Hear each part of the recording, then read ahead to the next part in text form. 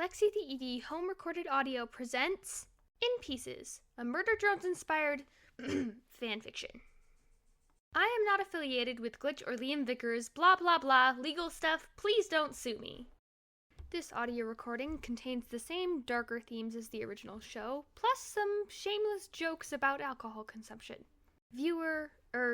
Listener discretion is advised. Chapter 1. Spill the Oil. 7 drones missing.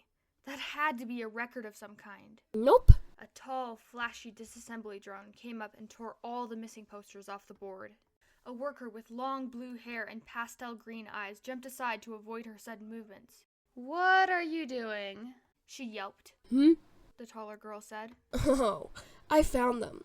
Those dorks got drunk at a party or something and wandered up the backstreet bridge. "Oh," blue-haired girl responded. "Well, that's good." Yeah. Teenage boys are the worst. Tall diva girl stuffed the posters into her bag. You don't drink, do you, little miss? "Eden, and no, I don't," Eden responded. Good. She stated. Just don't do anything stupid and you'll be fine. That sounded mildly threatening, and this girl was much stronger and probably faster than Eden, so she hurried off to avoid an unwanted fight. She bumped smack into a short worker with teal eyes that were currently hollow. "I'm sorry, I wasn't paying attention." Another disassembly drone with red and yellow gradiented eyes and a messy brown beanie bumped into another worker nearby and spilled a black liquid all over the place. He lifted the worker up by the collar. "I'm sorry, I'm so sorry." Eden ran over to him. "Hey, I'm sure it was an accident." He relaxed a bit and set the worker down. Overreacted. That same tall, sassy-looking disassembly drone came to stand next to him. She scoffed. You totally should have thrown him across the room, Y. He should have known better. Y rolled his eyes.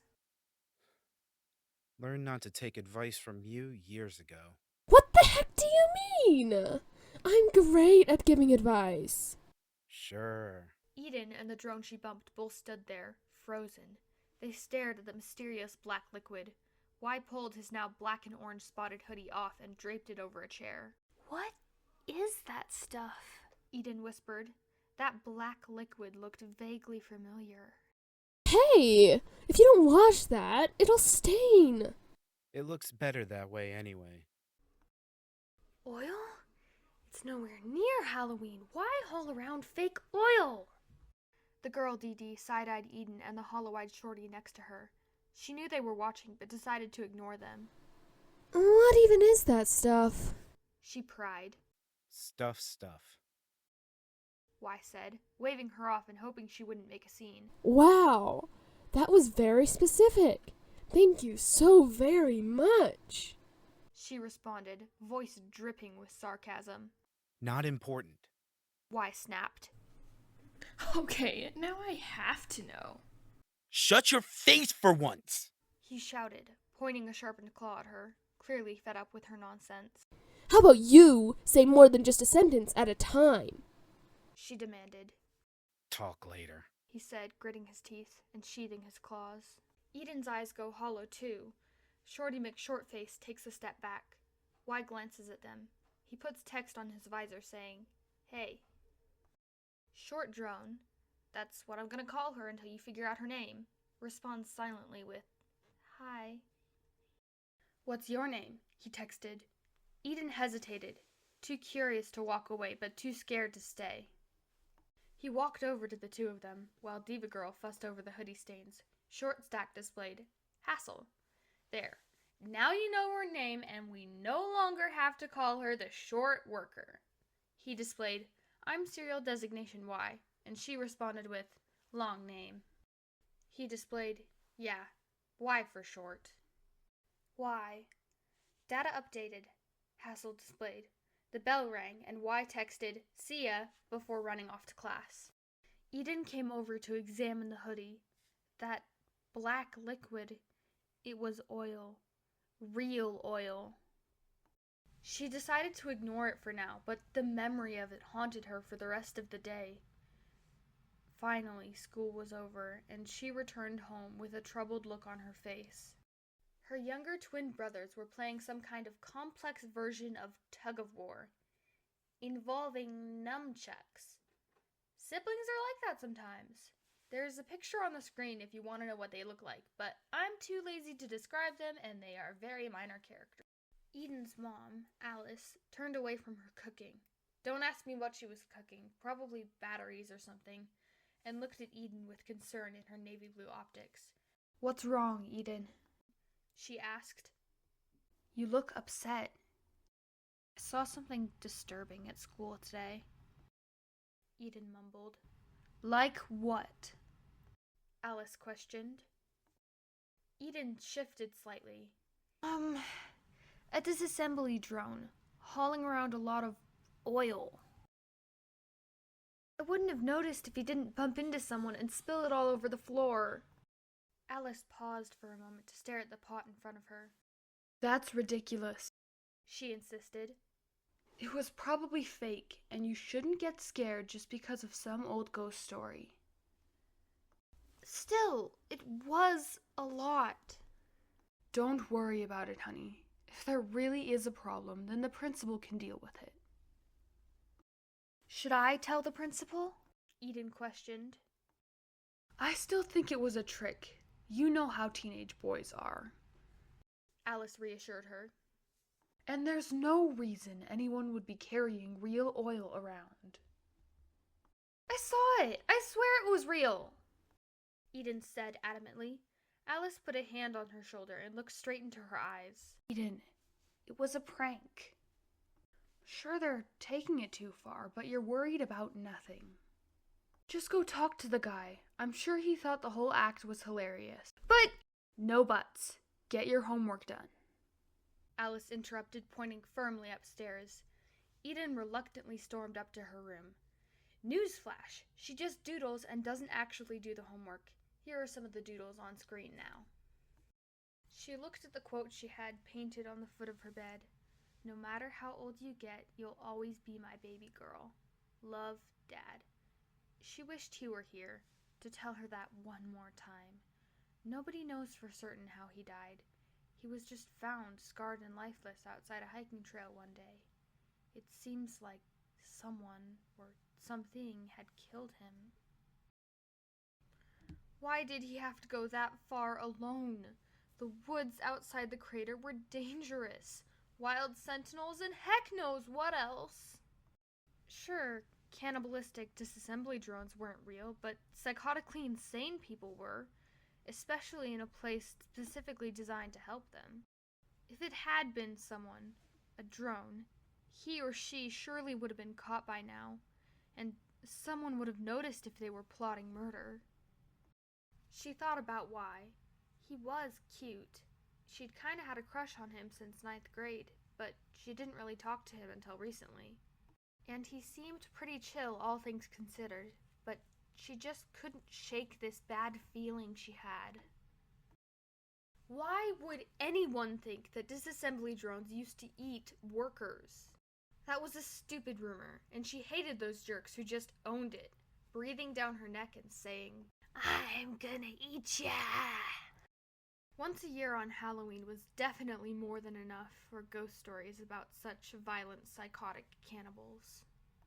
The most famous one being about how the two most well-known figures in history met, Uzi Dorman and serial designation N. The tale had been exaggerated and overperformed more every time it was told. Now it ended with the planet exploding and Uzi eating a demon, alive. The next day she's tired but determined to find why. She spots Hassel sitting in a corner looking creepy. The infamous Shadow Gremlin. No wonder she got that nickname. Why yawned as he strode inside. "Psst! Hey, Shadow Gremlin?" Eden prodded.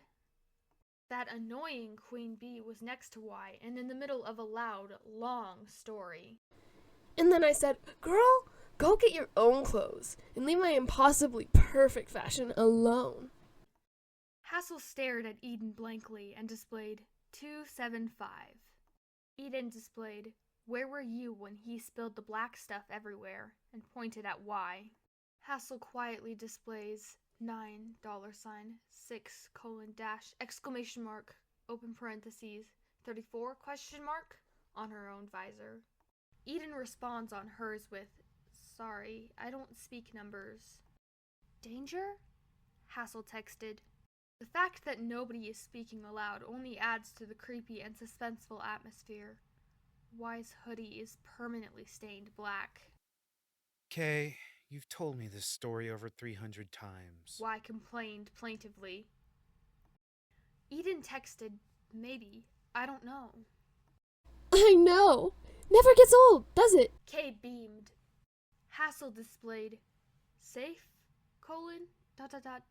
danger?" Y rolled his eyes, apparently not noticing Eden or Hassel.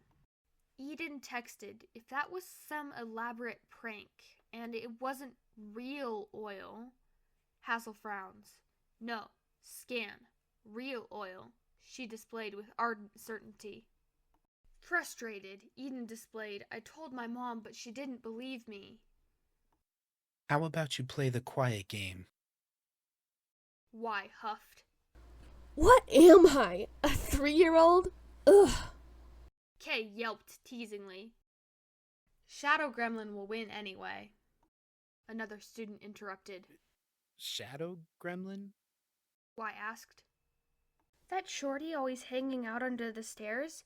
Some drones say she's haunted by a ghost 24/7, and that's why she's so creepy." A second student whispered like she was confirming a nasty rumor. Really? She seemed nice.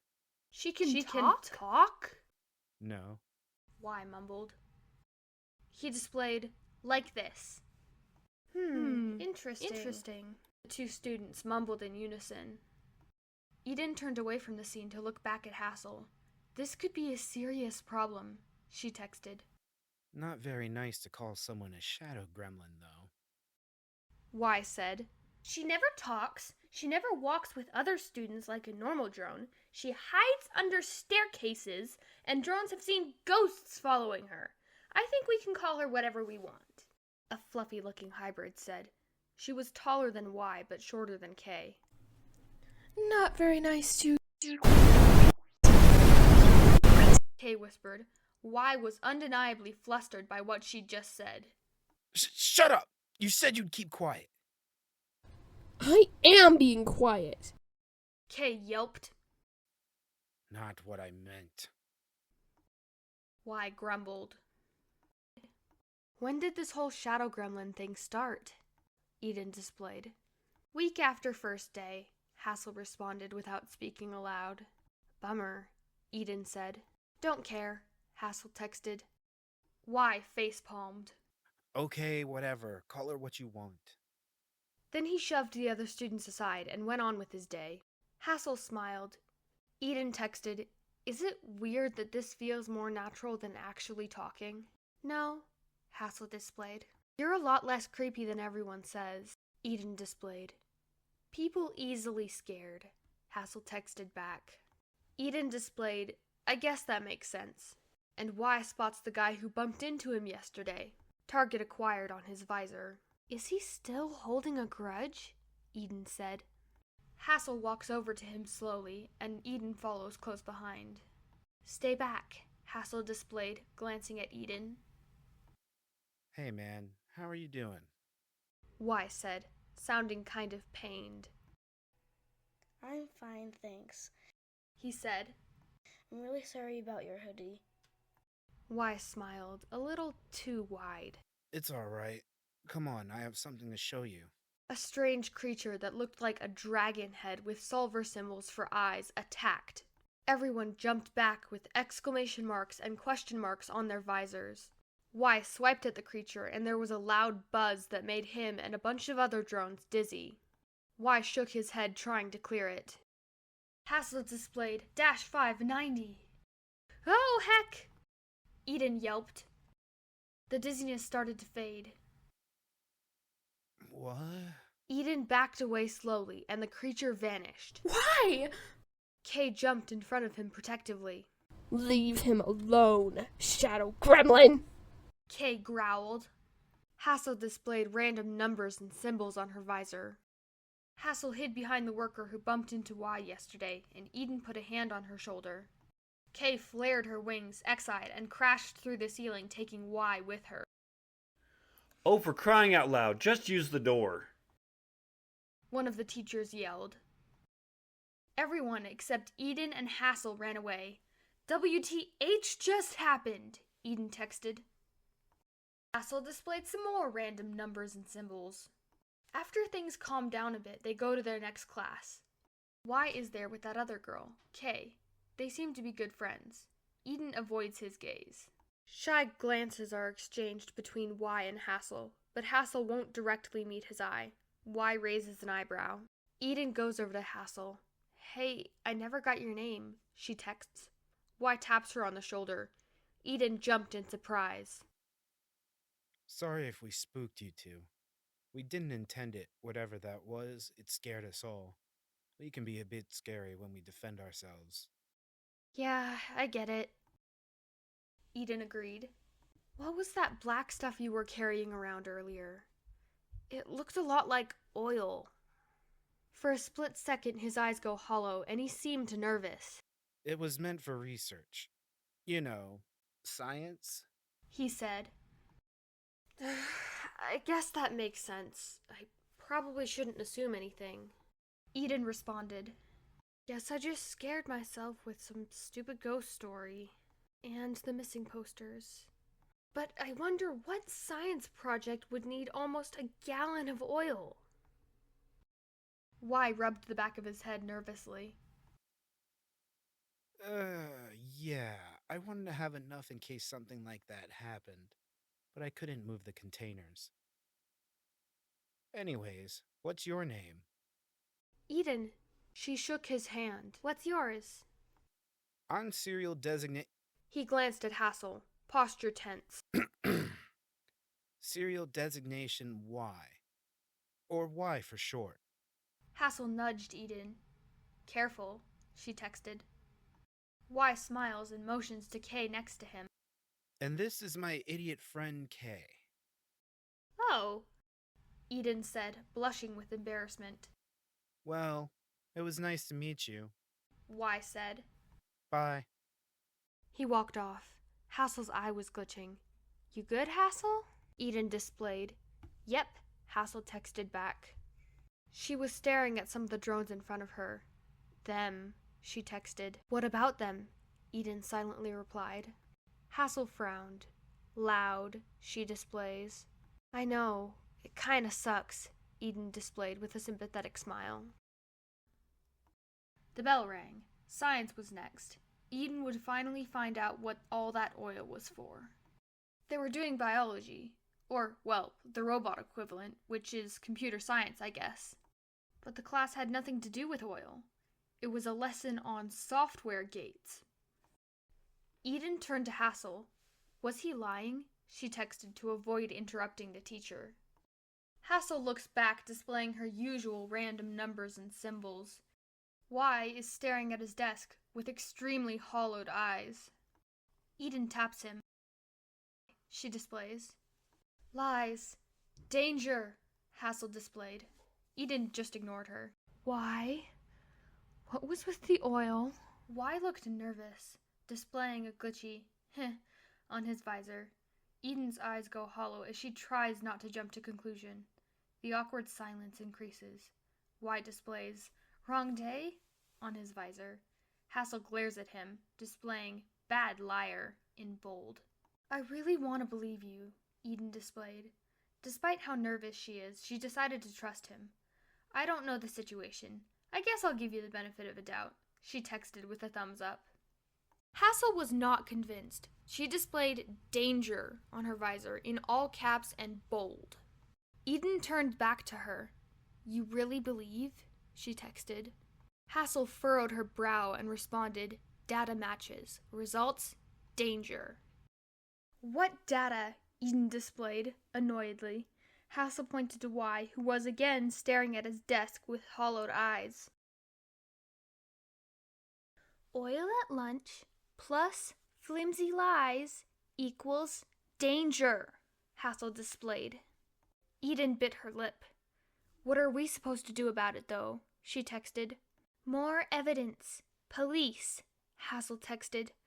What if we're wrong about this? Eden responded. More evidence, Hassel insisted. Close watch. I close watch Y, you close watch loud, Hassel displayed before turning back to her work. Okay, Eden texted, stealing a glance at Y, who was still looking like a nervous wreck. 2 hours later, school was over and everyone went home. Hey, Eden, how was school? Alice asked. It was okay, I guess, Eden said, dropping her bag on the floor. Did you talk to that guy? Her mother questioned. Yeah, and it was real oil. He said it was for a science project. And this is why we don't jump to conclusions. But the biology class today had nothing to do with oil, and he was acting super nervous. Alice sighed. You're overthinking this, dear. He probably just had the wrong date. Besides, if he really was like that, people would be going missing like crazy. But they are, Eden said. There were 7 missing posters on the board. An older girl tore them down, claiming she'd found them, and the school has been way less crowded these past few years. Weird. Everybody started homeschooling, though. I'm considering trying it, too. Alice said. Why would everyone be doing that all of a sudden? There has to be something going on here, Eden said. You have nothing to worry about, Alice stated confidently. My friend seems to think otherwise. I don't care what gossip your friends are trying to spread. He's a good kid, and you shouldn't be spreading rumors about him. Who knows? Maybe he'd make a good friend, Alice said. She seemed certain she was right, which, to be fair, she usually was. Yeah, sure, Eden grumbled.